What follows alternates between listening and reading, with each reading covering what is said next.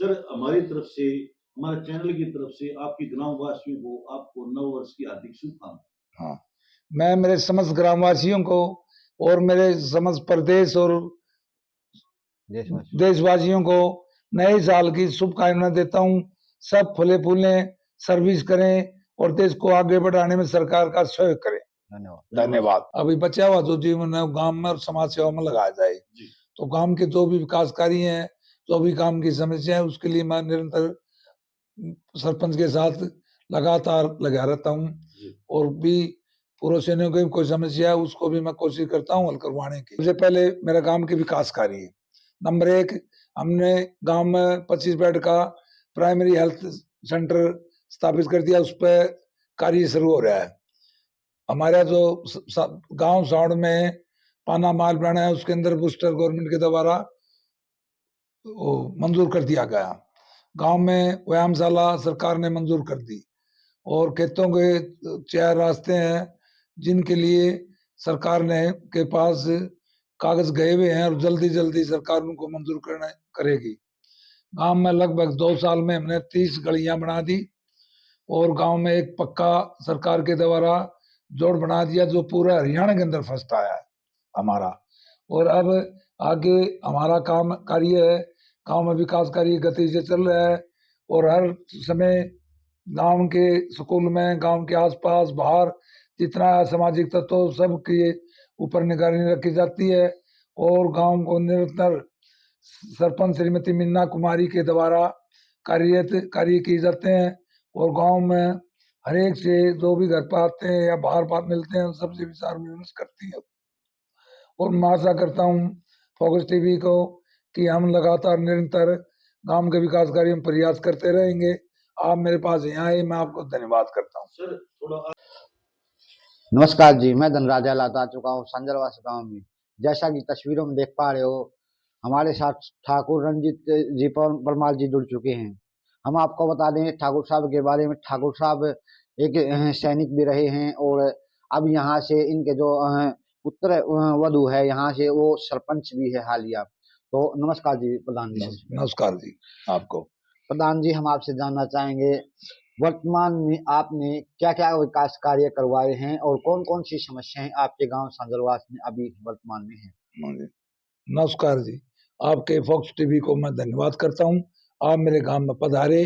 मैं मेरे गांव वासियों की तरफ से, मेरी तरफ से आपका धन्यवाद करता हूं। और मैं नए साल में भारत सरकार, हरियाणा सरकार को भी मैं बधाई देना चाहता हूं। सरकारें बहुत बढ़िया कार्य कर रही हैं और आगे भी मेहनत से कार्य करती रहेंगी। हम सभी ग्रामीण भारतीय जनता पार्टी के साथ तन मन धन से जुड़े हुए हैं। सर, जैसी बात करते हैं, हाँ, पहले आपने देश की सेवा की, हाँ जी, अब आपने समाज सेवा की ठानी है। आज ये जिम्मेवार नागरिक हो, सरपंच प्रतिनिधि हो, आपकी पुत्र यहाँ से सरपंच है, बहुत बड़ी बात है। तो सर, सबसे पहले आप ये जानेंगे कि आपने देश सेवा कितने वर्ष की? मैं रिटायर्ड सूबेदार रणजीत सिंह, मैं 76 में भारतीय सेना की तोपखाना रेजिमेंट में ज्वाइनिंग की। लगभग मैंने 18 साल सेना में नौकरी करी। नायब सरदार के पद से मैं रिटायर हुआ।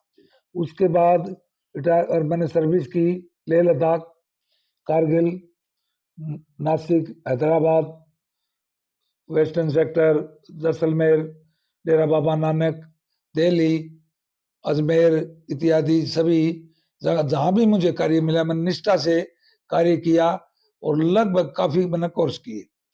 उसके बाद घर की कोई समस्या थी, मैंने परिवहन से रिटायरमेंट ले लिया। उसके बाद मेरे को दोबारा हरियाणा सरकार के माध्यम से जिला सैनिक बोर्ड में वेलफेयर अफसर के पद पर नियुक्त किया गया 99 अप्रैल में।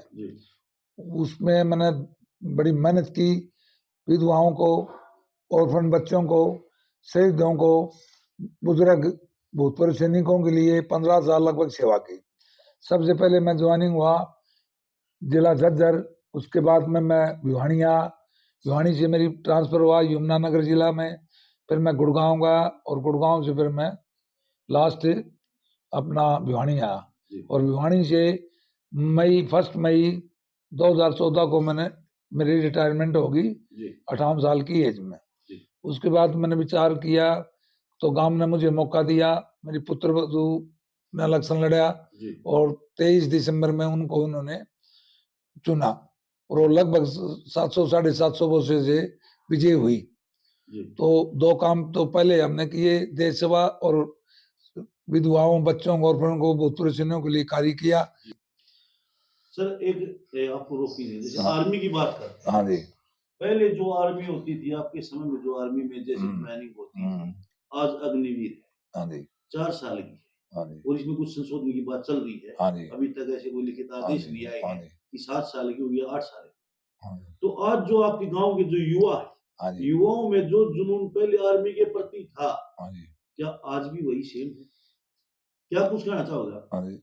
ऐसा जी, मेरे गांव के जो सैनिक थे उन्होंने first world war, second world war, जी उसके बाद में सन 1948 जम्मू कश्मीर की जो पहली लड़ाई थी जी उसमें भाग लिया। जी उसमें भी एक शहीद हुआ, 62 में मेरे गांव का शहीद हुआ, जी शहीद बगड़ाव सिंह जिसके नाम से स्कूल है। जी 71 में मेरे गांव के काफी आदमी थे। जी उसके बाद में श्रीलंका में मेरा छोटा भाई था जी और मेरे गांव के और 2-3 भूतपूर्व सैनिक थे, मतलब सैनिक थे। उसके बाद में मैं खुद ब्रास टैंक मरा, जी ग्लेशियर के अंदर मैंने ग्लेशियर में मेघदूत ओपनिंग में मैंने कार्य किया, मेघदूत ऑपरेशन ऑपरेशन में मैंने कार्य किया। जी और उसके बाद अभी ऐसी समस्या है जो आप बता रहे हैं, उस टाइम क्या होता था, जनून था, हर आदमी फौज में जाना चाहता था। जी आज ऐसी कंडीशन है, लोगों का कुछ मोरल डाउन है। जी जी अब भाई ये जो समस्या है ये स्थायी समाधान नहीं है, देश के लिए भी नहीं है। तो मैं तो सरकार से यही अनुरोध करूंगा, अब भाई लगभग इसमें आप कम से कम 10 साल का समय दें जवान जी को। जी जी 10 साल का समय में जो फिट होगा वो रह जाएगा, अनफिट होगा तो वो सिविल में सर्विस कर लेगा। और मेरी जो कौम है मार्शल कौम है, राजपूत, हमारा एक ही करते हुए देश की एकता अखंडता कार्य करना। जी और हम देश के लिए, हमारे पूर्वज भी, हम भी, एक ही मकसद है, हमने और किसी चीज से, राजनीति से मतलब नहीं है, सिर्फ देश की हिफाजत करना। और हम चाहेंगे, सरकार से अनुरोध करेंगे, थोड़ा अग्निवीर की जो सर्विस, लेंथ ऑफ सर्विस को बढ़ाया जाए। चले एक हमारे चैनल के माध्यम से जो आज के जो युवा हैं हाँ जी। उनको क्या संदेश देना चाहोगे? देखो जी, मैं आज के युवाओं को एक ही चीज बताना चाहता हूँ, अब उनको प्योरिटी में भारतीय थल सेना को ज्वाइनिंग करना चाहिए जी और वायुसेना में जाना चाहिए। जी सबसे बड़ा मोक्ष का रास्ता भी ये, भगवान कृष्ण ने गीता में ये कहा अर्जुन को, अर्जुन जो युद्ध लड़ेगा, शहीद होगा तो मोक्ष प्राप्त करेगा। जी जी और देश के अगर जीतेगा तो राज भोगेगा। जी तो हमारे क्षत्रिय धर्म में यही, शास्त्र धर्म में बताया गया है, अगर भाई अगर आप देश के लिए शहीद होते हो जी तो आप मोक्ष प्राप्त करोगे। जैसे कि राजा विक्रमादित्य, राजा भोज, महाराणा प्रताप, तो उन्होंने हमेशा मलेच्छों के साथ, मुगलों के साथ लड़ाइयाँ लड़ी है। और हमारे अंदर भी यही जुनून है, और सत्य सनातन की रक्षा करते हुए, देश की रक्षा करते हुए हम चाहते हैं अखंड भारत, हमारा सपना अखंड भारत बने।